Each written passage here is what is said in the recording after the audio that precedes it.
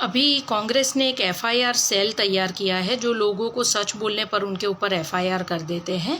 तो मैं कुछ बोलना चाह रही थी कि अगर तुम लोग सच वाले हिंदू हो, वैसे तो तुम हो नहीं, तुम तो घटिया हो, तुम्हारी तो जाति पता नहीं कौन सी है।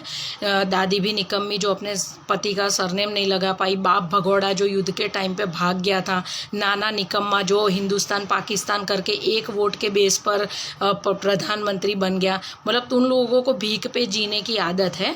तो और इतने सारे घोटाले करके खुद की माँ बेल पे घूम रही है, मुफ्त के बंगलों में रह रहे हो, तो भी बेशर्मों की तरह लोगों को सवाल पूछते हो। 1500 करोड़ देने वाले रतन टाटा ने जवाब नहीं मांगा, लेकिन चवन्नी भी नहीं देने वाली भिखारी जो लोगों के पैसों पर पल रही है, वो भूरी काकी मोदी से हिसाब मांग रही है। काहे का तू हिसाब मांग रही है? तू है कौन? तूने क्या किया गरीबों के लिए?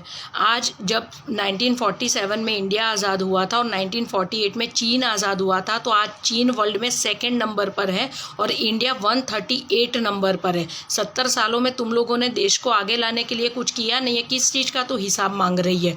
पाकिस्तान बना तुम्हारे राज में, बांग्लादेश बना तुम्हारे राज में, मुस्लिम पर्सनल लॉ आया तुम्हारे राज में, अल्पसंख्यक का मंत्रालय बना तुम्हारे राज में, अल्पसंख्यक के विद्यालय बने तुम्हारे राज में, अल्पसंख्यकों का लॉ बना तुम्हारे राज में। तुमने हिंदुओं के लिए क्या किया? तुमने हिंदुओं को आरक्षण दिया। क्यों? क्योंकि हिंदू अंदर अंदर लड़ता रहे, मरता रहे और तुम लोग अपनी रोटियां सेकते रहो। जिन किसी को भी पता नहीं है, मैं उन लोगों को बता दूं कि Nehru actually Hindu common bill code bill लाना चाहता था, जिसके चलते सरदार वल्लभ भाई पटेल ने उनको बोला था कि अगर तुम ये बिल लाए हिंदुओं के लिए तो मैं कांग्रेस से इस्तीफा दे दूंगा। इसलिए उनके देहांत के बाद इस नेहरू निकम्मे ने हिंदू कोड बिल पास करवाया था और आज जो ये हिंदू भुगत रहा है ना, वो उस निकम्मे की वजह से भुगत रहा है।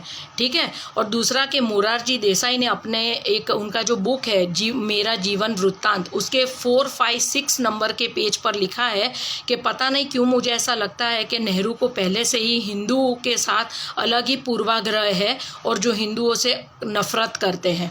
और जेबी कृपलानी ने भी कहा था कि अगर आप हिंदू से प्यार करते तो कभी हिंदू कॉमन बिल नहीं लाते, आप कॉमन सिविल कोड लाते जो सारे धर्मों को लागू पड़ता।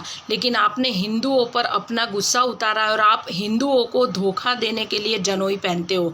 ये जेबी कृपलानी के शब्द है।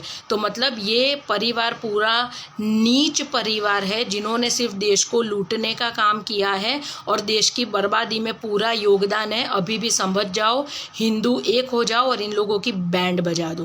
कांग्रेस मुक्त भारत करोगे तभी जाकर तुम्हारी ज़िंदगी सुधरेगी, वरना तुम्हारी ज़िंदगी ये लोग नर्क बना देंगे।